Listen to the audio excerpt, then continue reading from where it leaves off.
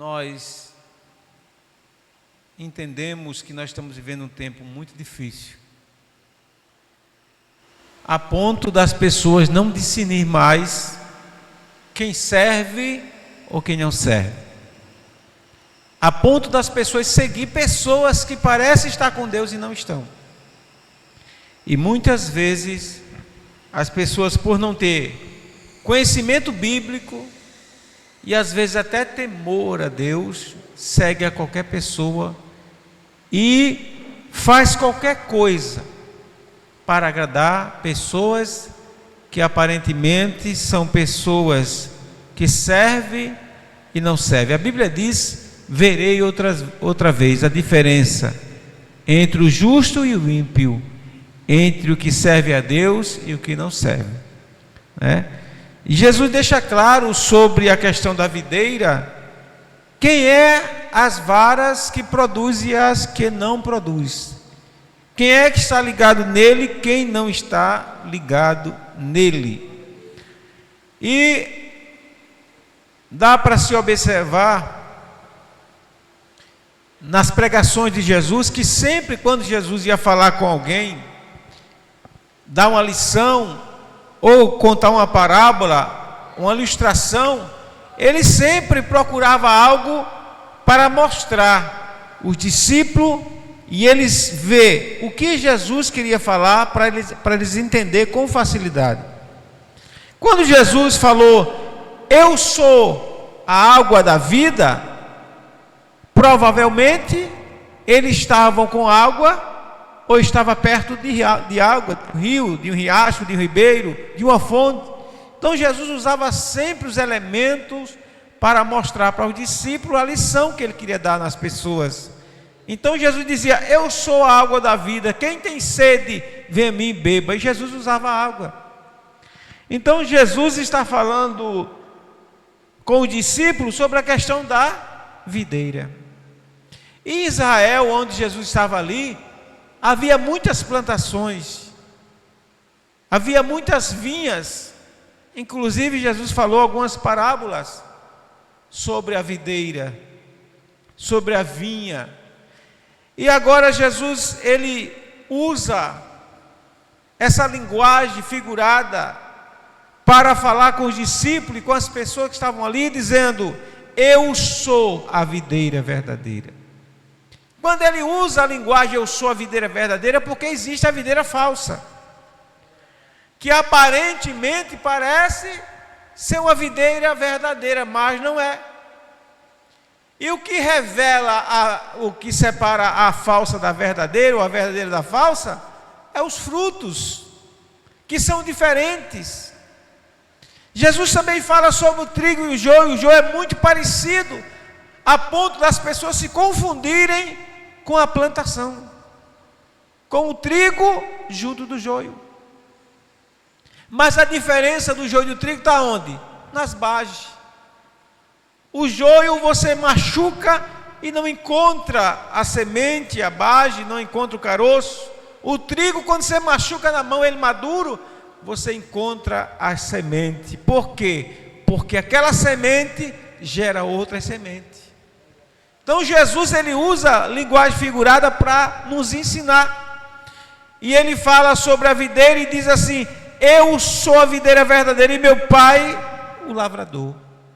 Aquele que cuida da videira, aquele que prepara a videira para produzir, aquele que alimenta a videira. E ele diz: toda vara em mim que não dá fruto, atira. Separa, corta, porque ela não serve. Então, quando Jesus está dando essa lição, ele estava vendo as pessoas colhendo frutos, estava vendo videiras ali. E ele vai mostrando para os discípulos, porque toda videira tem um momento da poda, aonde vai ser tirado as galhas que não estão produzindo, que estão secando, que estão murchas. E ali os homens que cuidam, o lavrador, aquele que plantou, ele vai lá e corta aqueles galhos, porque ele não serve para produzir mais. Não estão rendendo, não estão dando fruto. E Jesus usa a linguagem olhando e mostrando para os discípulos aquele trabalho que está acontecendo ali. Alguém está cortando o galho. Jesus está dizendo: toda a vara que não dá fruto em mim, corta, tira. Ela não serve, porque ela não produz. Então, se uma videira tem as galhas que está murcha, que está velha, que está secando, ela vai atrapalhar o crescimento das outras. Ela vai atrapalhar o desenvolvimento das outras galhas que produz, das varas que estão ali para produzir. Então é necessário eliminar o problema, tirar a galha ou os ramos que não estão produzindo nada. E ele diz: tira, mas limpa toda aquela que dá fruto, para que dê mais frutos. Então o momento da poda é justamente para isso, para tirar as que não servem e ser queimado, porque era tirado e lançado para ser queimado. Havia ali um momento em que ele separava todas aquelas galhas secas que foi tirada da videira para ser queimada, porque não servia, e as que dava frutos era limpa, cortada as pontinhas, para que ela se enchesse de folha, se enchesse de galhos menores, e aqueles galhos ali iam produzir frutos. E quando isso acontece, as uvas que saem daqueles galhos, elas eram cachos viçosos, grandes, porque as uvas eram de boa qualidade, porque aqueles galhos estão ligados na videira, aquele galho está sendo alimentado pela videira, aqueles galhos estão se fortalecendo naquela videira, e por esse motivo eles produzem frutos. E Jesus diz que são frutos bons, são frutos bons.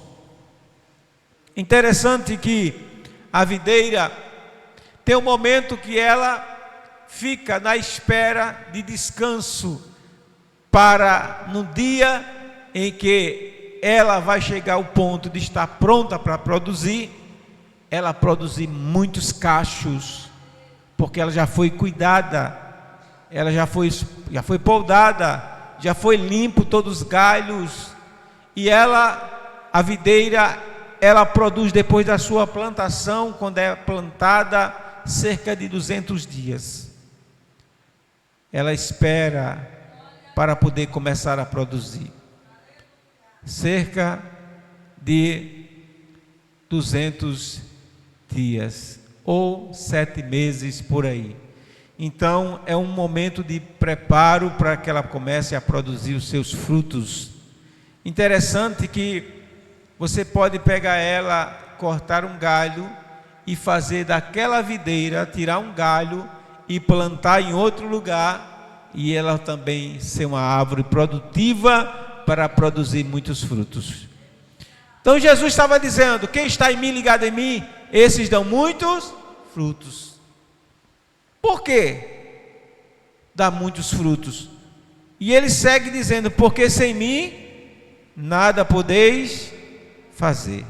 Quem está em mim dá muitos frutos, porque sem mim nada podeis fazer. Jesus estava dizendo: quando alguém está em mim, ele produz, ele faz, ele tem ânimo, ele tem força, ele tem alegria, ele tem prazer, ele sempre vai fazer alguma coisa, porque ele está ligado naquele que está vivo, ele está ligado na videira verdadeira, e quem está ligado nele, ele se produz muitos frutos, porque está ligado na árvore mãe.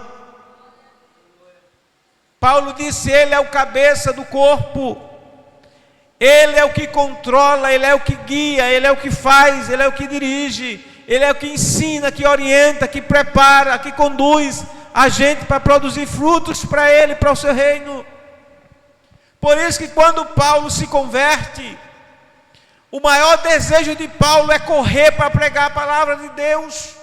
A maior vontade de Paulo em seu coração é sair para anunciar o evangelho que ele perseguia, que ele era contra, mas quando ele prova, quando ele conhece, quando ele se liga na videira, ele entende que agora ele tem que produzir frutos, e Paulo não se cansa. Paulo sai viajando de cidade em cidade, de lugares em lugares, para pregar a palavra de Deus, e mais ele diz, de dia e de noite, sem parar, porque ele estava ligado agora na videira, e ele não conseguia conter a força da seiva, a força que a árvore transmite para os ramos, para o galho. Ele não consegue conter, e ele tem que botar para fora todos os seus frutos que está dentro dele. Então a árvore mãe empurra a galha ou a vara que depende dela para produzir. Se ela está saudável, ela vai produzir, porque naturalmente ela vai produzir, porque a árvore mãe está alimentada, está fortificada, está fortalecida, está viva, está produzindo força para que as galhas, os ramos, produzam frutos bons e viçosos. Glória a Deus. Por esse motivo, Jesus se coloca como uma videira verdadeira. Interessante que ele diz assim: eu não vou cortar as varas que não produzem frutos. Quem corta é o Pai, é o lavrador. É Ele quem vai cortar as galhas que não produzem. Por que é Ele, não é Jesus? Porque Ele é o que plantou, é o que cuidou, é o que sabe se ela é uma vara que produz ou não. A videira está lá, mas quem tem habilidade no plantio, quem cuida, quem se preparou para cultivar e plantar a videira, ele sabe qual a galha serve para produzir ou não. Certa vez Jesus disse assim: eu não julgo, mas meu Pai julgará. Então quem vai separar, quem vai olhar as galhas ou as varas que está produzindo ou não, é o agricultor, é aquele que é dono da vinha, é aquele que sabe qual dela serve ou não serve. E Jesus deixa isso claro. Ele diz: está em mim e eu em vós, como a vara de si mesmo não pode dar frutos. Se não estiver na videira, assim também vós, se não estiver em mim, nada podereis fazer. Eu sou a videira e vós as varas. Quem está em mim e eu nele, produz muitos frutos. Então, se estiver ligado nele, é por isso que hoje a gente tem dificuldade, porque tem muitas varas que já está separada da videira e ela não dá frutos, ela não produz nada e às vezes atrapalha aquela que quer produzir. Por isso que tem que ser tirado. Por isso que tem que ser cortado. Por isso que tem que ser arrancado da videira, senão atrapalha aquela que está pronta a produzir. E Jesus sabia disso, e ele traz essa lição para os discípulos, mostrando que a vara que não está produzindo tem que ser tirada, tem que ser arrancada, tem que ser separada, porque senão ela vai atrapalhar aquela que está produzindo frutos para o reino de Deus. E nós encontramos isso na vida pessoal das pessoas, atual do nosso momento que vivemos. Pessoas que atrapalham o caminhar da obra de Deus, pessoas que não fazem nem querem que ninguém faça, pessoas que começam a agir contrário à vontade de Deus e querendo atrapalhar que a obra do Senhor ela se desenvolva. Só que não tem jeito. A Bíblia diz que você não pode estancar ou parar a fonte de produzir água naturalmente. ela vai continuar produzindo. Se tampar aqui, ela estoura ali, mas ela vai continuar produzindo, vai continuar botando água, porque a natureza dela é que a água transborde, que ela saia, que ela vá adiante, porque é uma força natural da natureza que empurra ela para fora, pois ela é uma fonte e ela jorra água, e não adianta. A Bíblia diz que quanto mais as pessoas iam, os homens iam entulhar o poço que Isaac cavava, onde ele cavava, outras águas jorrava. Por quê?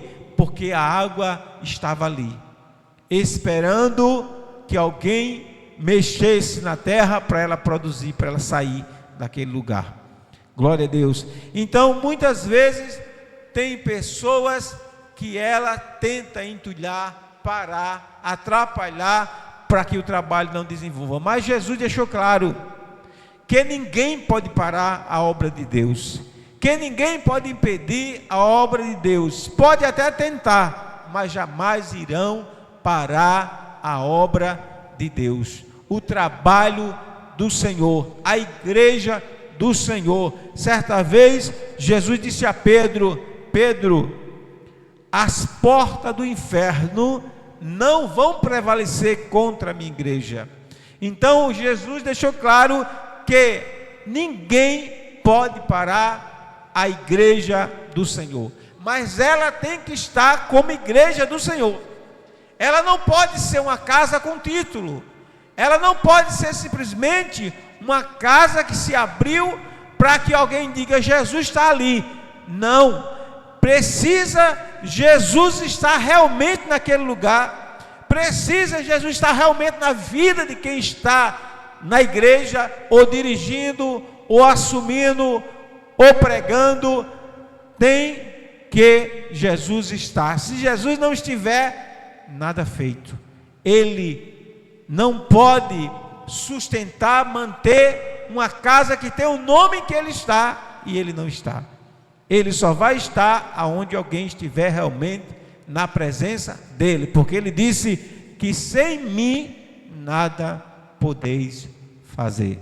Então, para que Jesus atue na vida de alguém, é preciso que ele viva a sua palavra. Paulo em 1 Coríntios 11, primeiro ele diz assim: sede meus imitadores, como eu sou de Cristo.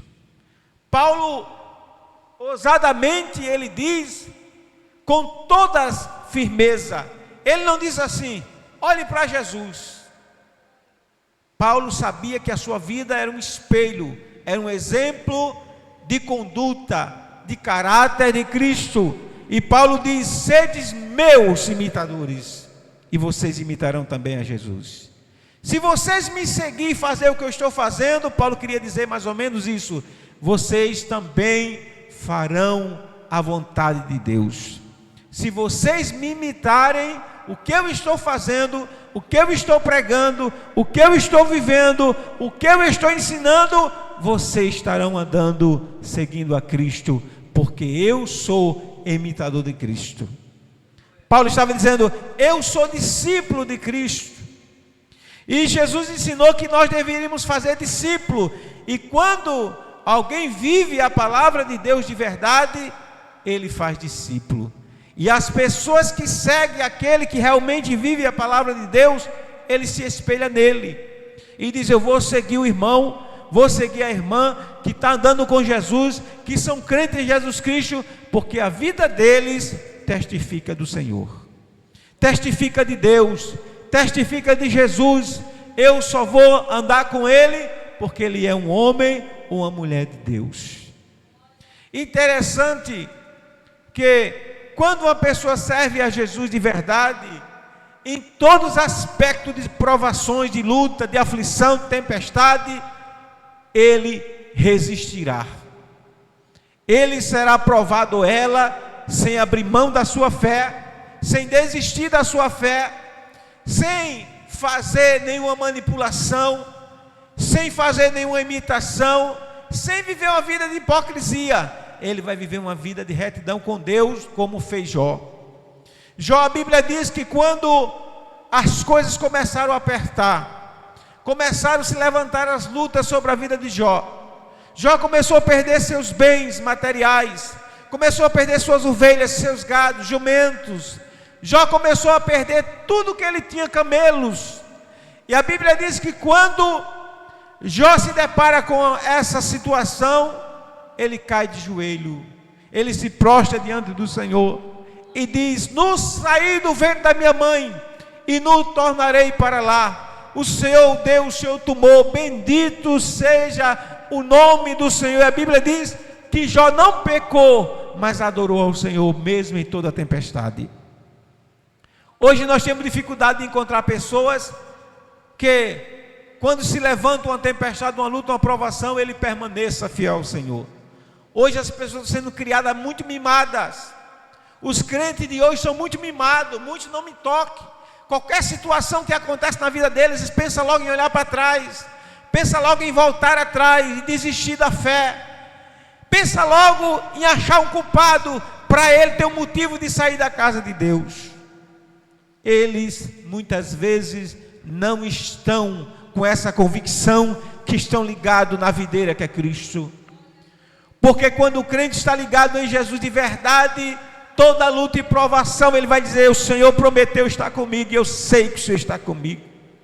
Ele vai para a palavra de Deus, vai lá para Salmo 34, 19: "Muitas são as aflições do justo, mas o Senhor livra de todas." O Senhor vai me livrar dessa aflição, dessa luta, dessa provação, e eu vou passar por cima e vou agradecer a Deus a minha vitória.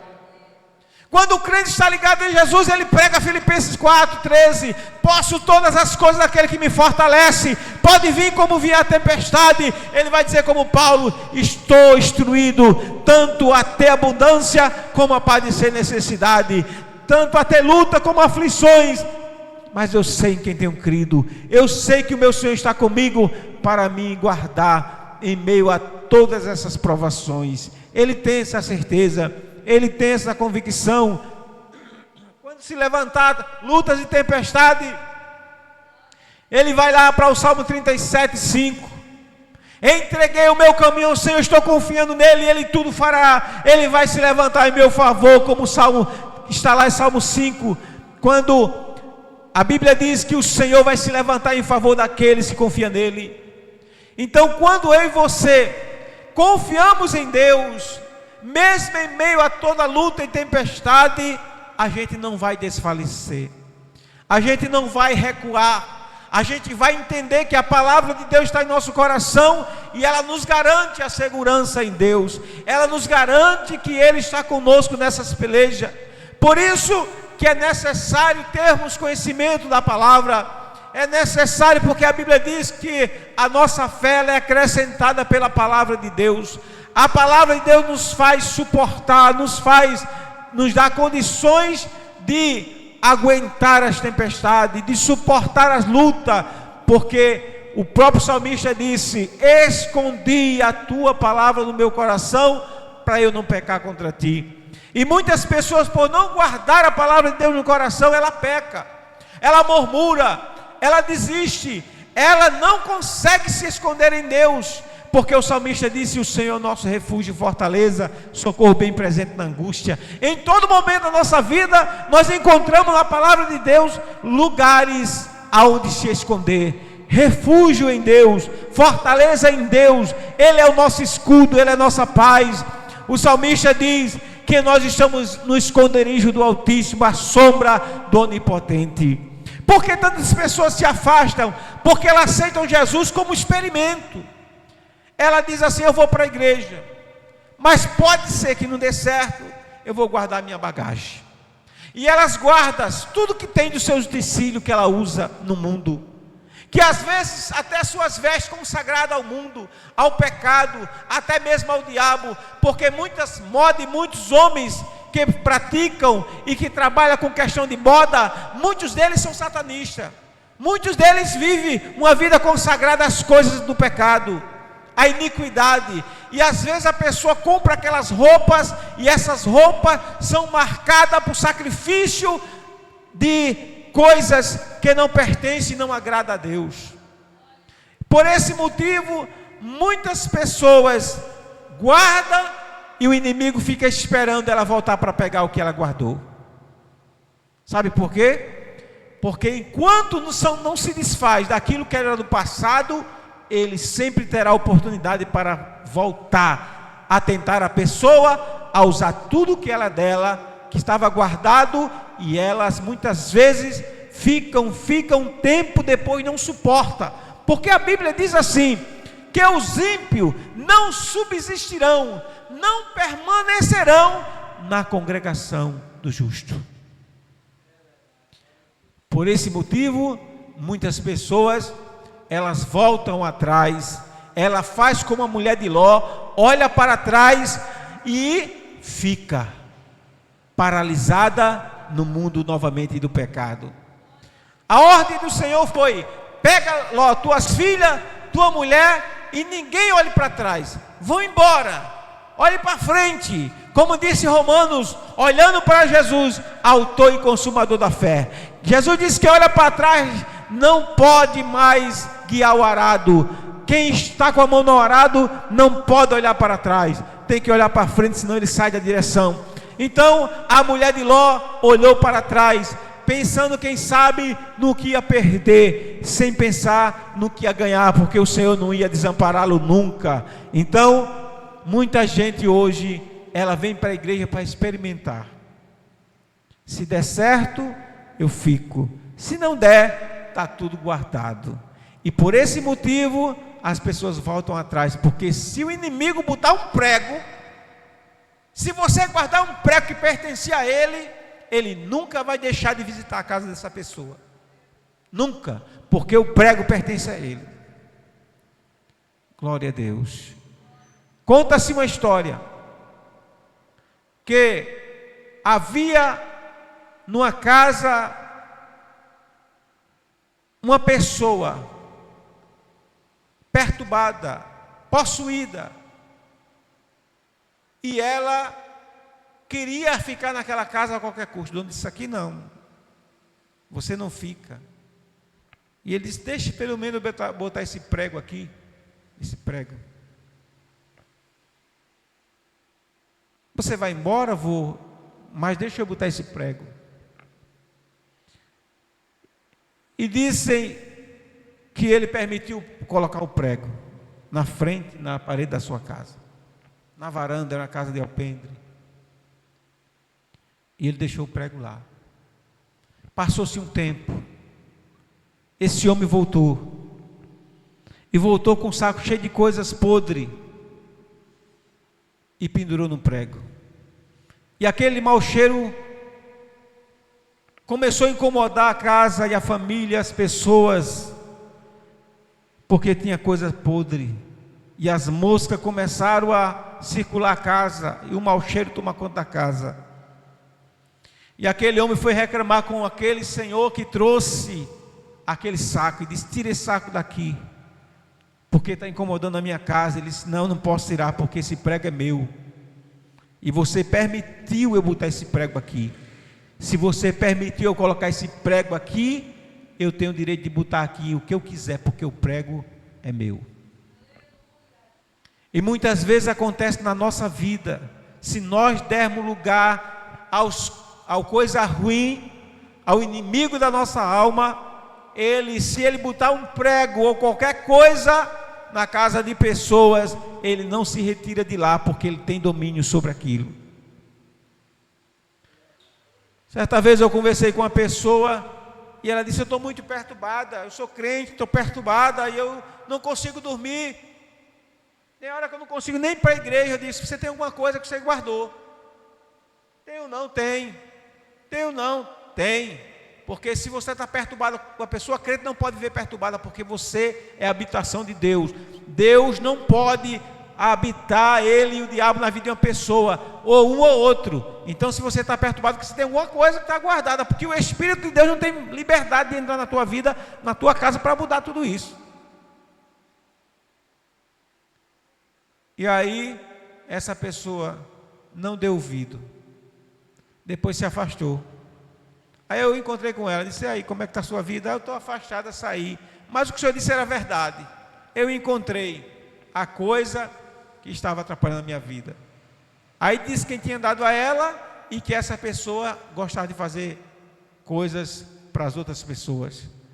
Aí eu disse, e você deixou Jesus, sabendo que estava a coisa lá, por que não destruiu o que estava lá? Sabe o que era? Uma coisa importante, que ela não queria perder, de valor. Eu disse, olha, disfarça de tudo.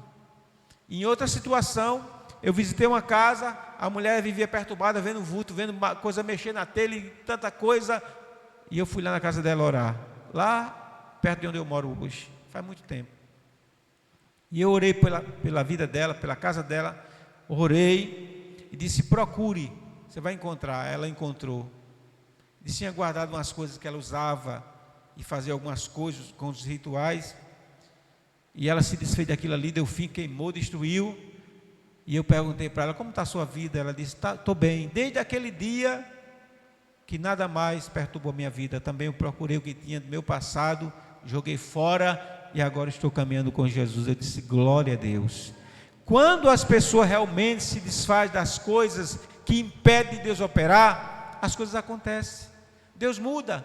Mas como é que uma pessoa passa tanto tempo na igreja e nunca muda? Tem alguma coisa, está errada. Porque a Bíblia ensina, o próprio Jesus disse a Nicodemos, ele disse assim, aquele que não nascer de novo, não entra no reino do céu.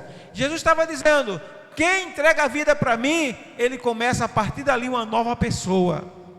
E Paulo disse que a pessoa que aceita Cristo como Salvador, ele é novo homem gerado por Deus, é um novo homem, uma nova mulher, um novo jovem gerado por Deus.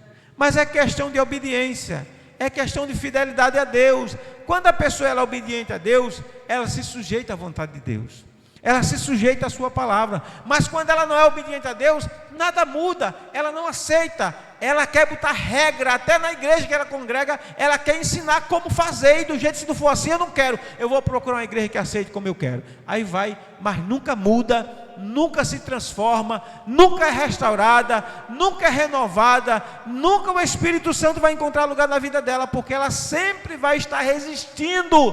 E a Bíblia diz que essas pessoas são pessoas duras de coração. Mas quando a pessoa é sensível à voz de Deus, eu estava falando sobre uma criança que aceitou Jesus há pouco tempo aqui. Estava conversando com a Sônia.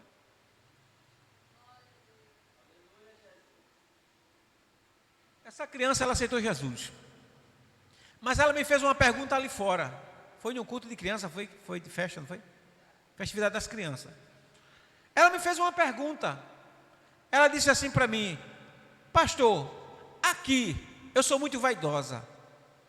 Aqui, permite eu usar meus colares, meus brincos? Permite? Aí eu disse para ela assim, olha minha filha, toda casa tem seu costume. E expliquei para ela que nós tínhamos nosso costume. E disse para ela também, não é pecado, mas nós temos um costume de usar dessa forma. É um costume da igreja que nós se adaptamos. E ela disse, tá. Aí ela ficou. No final do culto ela pediu para orar, nós oramos por ela, ela aceitou Jesus. E eu deixei ela à vontade. Não fui cobrar dela nada. Aí quando foi um dia, a mãe dela disse que ela chegou em casa e disse assim, mãe, eu não quero mais esse negócio mais não. Eu quero ficar sem usar isso aqui mais. Pode fazer o que quiser. Mas por quê? Ela disse, a mãe dela disse, o pastor exigiu de você, cobrou de você isso? Ela disse, não. É porque eu sei que eu não devo e nem quero usar. Aí eu disse, uma menina dessa, uma criança ainda, tomou essa decisão. E tem pessoas na igreja madura que vem para cá, mas resiste. Não quero. Eu disse, quando a pessoa quer obedecer a Deus, ela se esforça para isso. Não importa, é como, é assim, eu quero servir a Deus, eu vou fazer desse jeito, porque eu quero servir a Deus, não importa, né? Então, quando a pessoa é obediente, ela se sujeita à vontade de Deus, ela se sujeita à sua palavra, ela se sujeita aos costumes ou à doutrina da igreja, ela se sujeita porque ela quer servir a Deus, mesmo que às vezes dentro da pessoa haja uma resistência, mas para servir a Deus, ela se sujeita à vontade de Deus. O apóstolo Pedro diz: sujeitai-vos a Deus, se humilhai diante dele, e ele chegará a vós. Chegai-vos a Deus, e ele chegará a vós. E a Bíblia diz que ele dá graça aos humildes, mas resiste ao soberbo, né? Então a gente entende que muitas pessoas hoje, ela aceita Jesus, mas o pé está lá atrás, assim, ó. Ela se converte uma banda e a outra fica sem se converter, porque a qualquer momento ela dá um passo para trás. Ela está na igreja, mas está olhando para o que ficou. Por esse motivo ela não permanece muito tempo na igreja, porque a qualquer momento a tempestade vem, a qualquer momento as provações vêm, a qualquer momento a luta vem, e ela não vai resistir. Primeiro, ela não está ligada na videira. Ela não tem uma vida de comunhão com o Espírito Santo de Deus. Ela não tem uma vida de oração. Ela não tem uma vida de alimentação, porque aqui está a fonte da nossa alimentação, a palavra de Deus.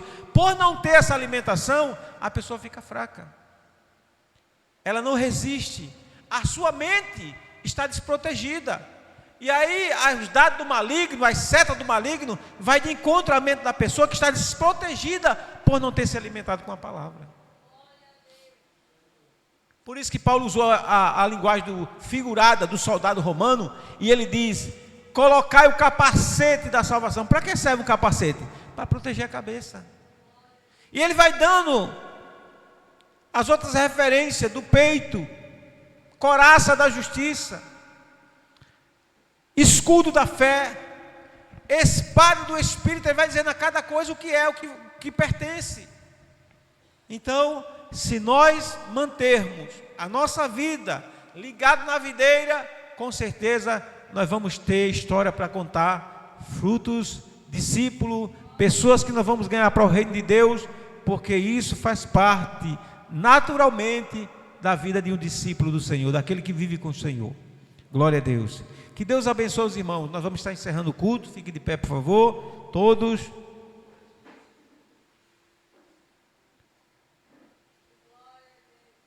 Na minha convenção eu botei uma coisa no meu coração. Eu disse: Senhor, me ajude a nunca voltar atrás. Não me deixe olhar para trás. E eu comecei a dizer: eu vou procurar andar com as pessoas que sejam realmente crente.